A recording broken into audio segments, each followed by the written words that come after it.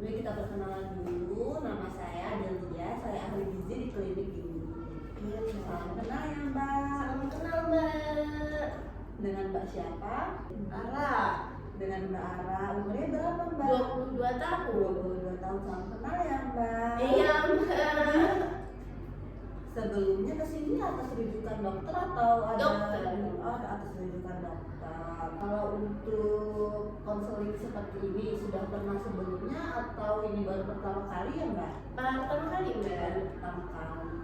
Apakah Mbak sebelumnya pernah mengikuti kayak ada program diet gitu? Nggak ada ya. Kalau untuk sehari-hari pekerjaannya atau aktivitasnya ngapain aja nih Mbak? Paling kerja aja sih Mbak.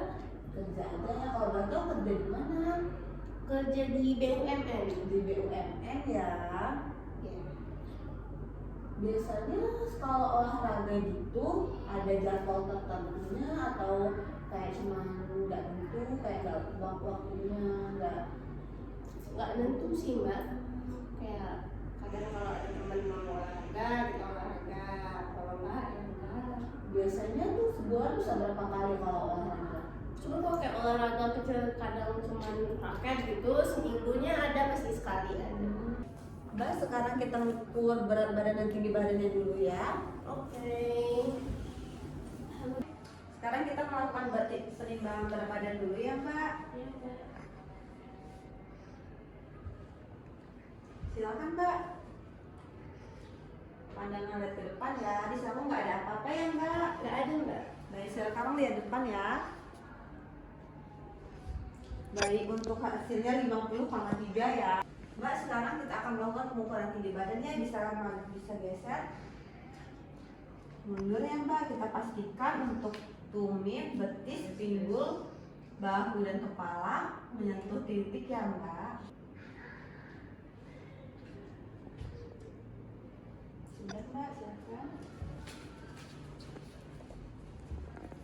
Untuk tinggi badannya di 160 ya Mbak.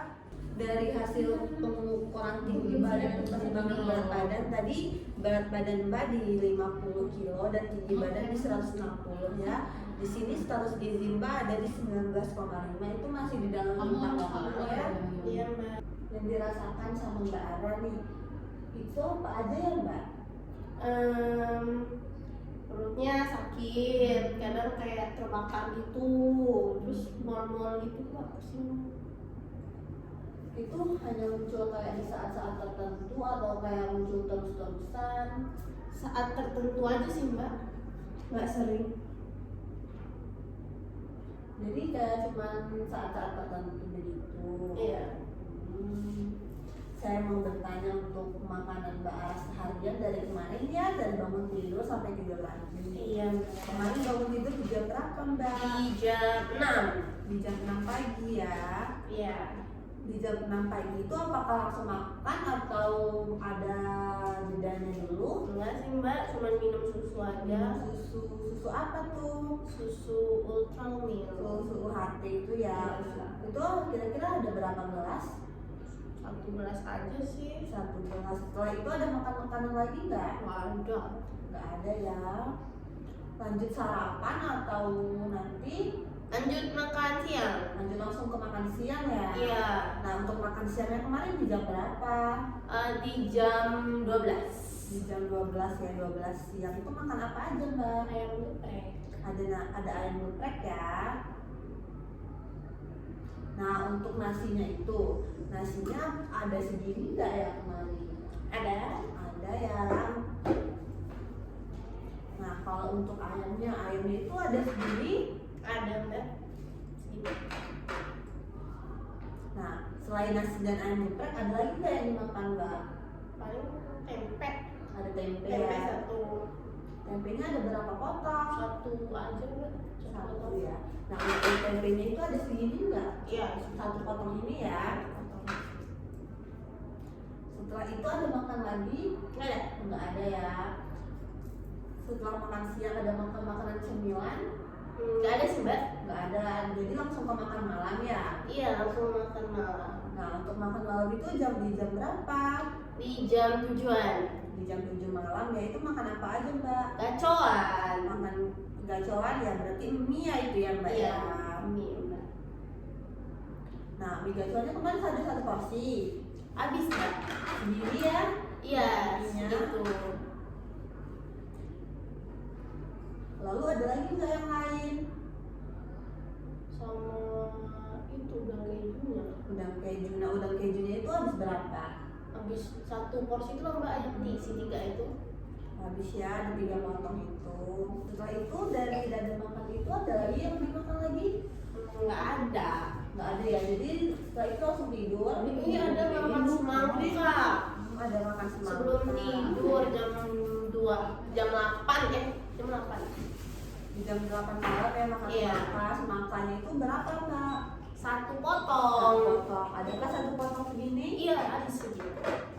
Itu ya 1 potong semangka. Lalu ada lagi nggak yang dimakan? Nggak ada sih mbak. Nggak ada ya. Lalu kalau untuk kayak makan mie gitu seminggu ada bisa berapa kali tuh mbak? Terus sering sih mbak. Sering ya. Bisa 3 kalian lah. Nah kalau untuk kayak seafood cumi atau udang itu bisa berapa kali dalam seminggu? Sekali 2 kali sih mbak. Lalu untuk es krim bisa berapa kali nih mbak dalam seminggu? Aduh, hampir bisa setiap hari mbak. Untuk minuman seperti es teh atau minuman lain itu bisa ada berapa kali dalam seminggu mbak? 2 kali boleh. Kalau untuk buah-buahan seperti jeruk itu biasanya bisa berapa kali tuh mbak dalam sehari? Jarang sih mbak, aku nggak suka jeruk soalnya. Nggak suka jeruk ya. Lalu kalau mangga gitu mbak, Mangga suka. mangga suka bisa berapa kali tuh dalam seminggu? Jarang sih, cuma sekali seminggu kali ya. Kalau untuk sayuran seperti kangkung itu biasanya berapa kali mbak? Nggak suka sayur mbak, jadi paling cuma sehari itu bisa nggak makan sayur sama sekali deh. Kalau kayak sawi gitu Kurang suka. kurang suka, jadi jarang ya. Jarang. Kalau kayak wortel gitu Wortel juga jarang mbak. jarang ya. Nah jadi kan sudah saya lihat nih dari hasil recall mbak di sini suka makan makanan yang pedas ya. Iya, suka banget. Lalu setelah saya lihat juga nih untuk jarak makannya nih mbak kayak suka melewatkan sarapan ya. Iya mbak, buru-buru soalnya. Buru Kan nggak ada yang nyiapin di kos. jadi jarang sarapan ya. Nah setelah saya lihat nih dari hasil recall nih mbak, nah di sini saya melihat kalau mbak itu terkena GERD atau asam lambung. Jadi di sini saya akan memberikan diet untuk diet GERD ya mbak ya, bisa kita lihat sama-sama. Nah jadi tujuannya itu untuk mengurangi rasa-rasa. Jadi tujuannya itu untuk menghindari nih mbak, kayak mbak kan suka sakit di dada kalau harus terbakar. Nah itu jadi tujuan dietnya itu untuk mengurangi dampaknya mbak. Iya mbak. Nah untuk syarat dietnya kita ada di untuk proteinnya itu kita kasih tinggi, lalu dia itu rendah serat mbak, dan lemaknya itu lemak rendah, kita berikan rendah ya untuk lemaknya. Iya mbak. Lalu ada hal nih mbak yang harus mbak perhatikan. Jadi mbak ini dianjurkan nih untuk makan makanan dalam bentuk lunak nih mbak, bisa bubur yang kental itu bisa bubur atau nasi tim juga masih bisa. Berarti Mbak. kalau nasi nggak boleh ya mbak? Untuk nasi biasa bisa dikurangi nih mbak, tapi dan lebih bagus itu untuk dikasih nasi tim untuk yang lunak-lunak gitu. Terus porsinya itu juga bisa kecil-kecil, bisa sedikit tapi dikesarin. Iya mbak. Lalu kayak untuk konsumsi makan makanan pedas dan asam itu bisa dikurangin ya mbak ya. Iya mbak. Nah, lalu di sini ada contoh makanan yang dianjurkan. Nah, itu kita punya bubur nih mbak. Bubur, terus ada puding buah bisa dari mangga atau dari alpukat. Nah, alpukat ini bagus ya mbak ya, karena lemaknya itu lemak sehat. Lalu kita juga ada susu, ada daging tanpa lemak ya mbak ya. Lalu ada untuk sayurnya kita bisa ada sayur bening. Jadi mbak bisa makan sayur bening bayam atau wortel. Iya mbak. Nah kalau untuk contoh bahan makanan yang dibatasi, nah itu kita tuh mau membatasi makanan yang sifatnya itu kayak lengket gitu ya mbak ya. Jadi ada Apa beras tuh? ketan kayak gitu, singkong itu juga bisa kita kurangi. Lalu kayak untuk makanan yang digoreng kayak gorengan itu juga sih dibatasi ya Mbak ya. Lalu untuk buah-buahan ini kalau bisa buah-buahan yang kayak masih mentah gitu Mbak, itu tuh bisa dikurangi. Lalu untuk protein itu kan kita mengurangi protein makanan yang diawetkan kayak daging-daging kaleng. Lalu untuk sayurnya ini sayuran mentah Mbak kayak lalap, kol atau terong Mbak. Iya Mbak.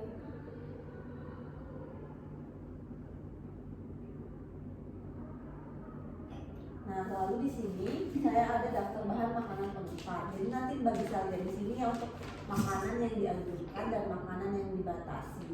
Nah, jadi di sini Mbak bisa lihat nih, misal untuk menu makan dalam sehari itu, kalau Mbak mau makan ikan, nah kita bisa lihat di sini ikan untuk ikan kakap nih. Di sini untuk sekali makan itu kita sudah ada berat dan ada porsinya. Jadi untuk sekali makan ikan kakap bisa di 35 gram atau di 1/3 ekor besar. Lalu untuk nasi juga ada untuk satu porsinya itu bisa kita di 100 gram atau di 3/4 gelas. Nah lalu untuk lemak sedang ini kita bisa pakai telur Mbak, pakai telur ayam. Nah telur ayam ini jangan sering-sering juga sih, bisa seminggu 3-4 kali. Lalu untuk sayurannya ini pakai sayuran yang B ya Mbak ya, pakai sayuran yang B. Nah untuk sayuran ini kita perbanyak dari sayuran B kayak untuk wortel, buncis, dan brokoli ya Mbak ya. Lalu untuk nabatinya Mbak bisa pakai tahu atau tempe. Jadi untuk di bahan makanan penukar ini Mbak bisa makannya bisa ganti-ganti tuh. Jadi kalau Mbak bosan makannya kayak ayam terus ya.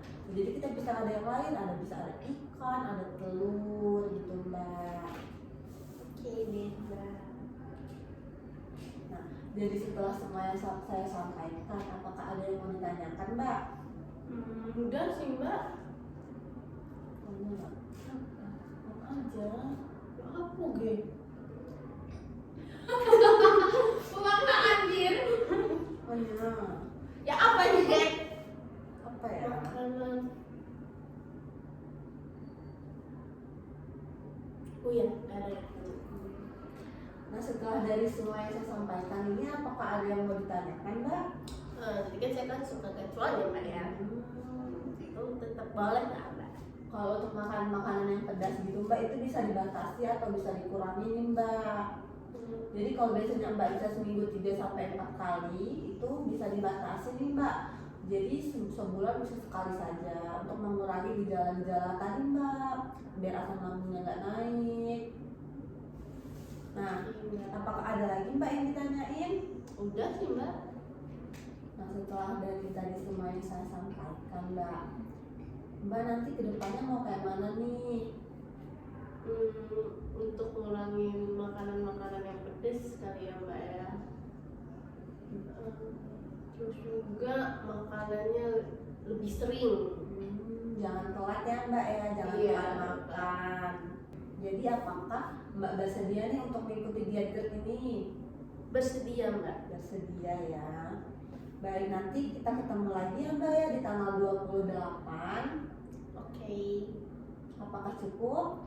Cukup Mbak, makasih ya Mbak. Iya, sama-sama.